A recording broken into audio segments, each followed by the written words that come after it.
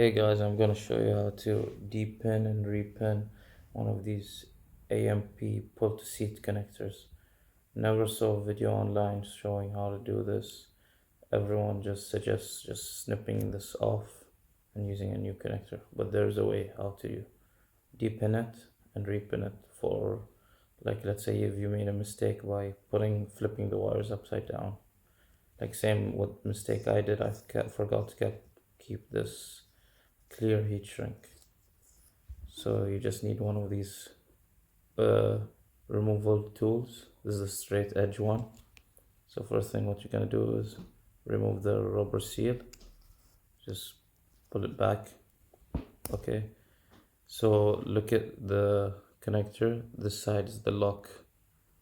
The lock is this side. So on the back, it's this side here on top. So you need to put this there and then just push it,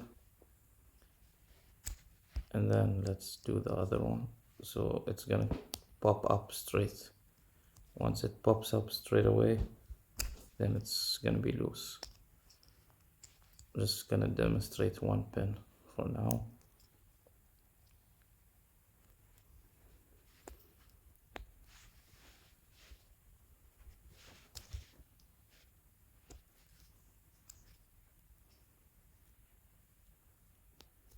See, the pin flares up like that and the lock is closed.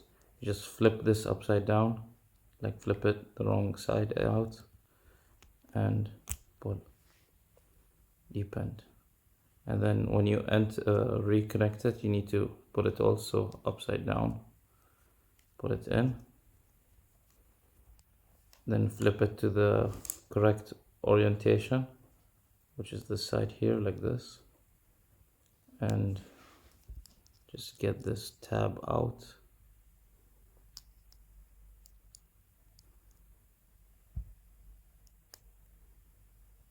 Okay, so the tab is out and just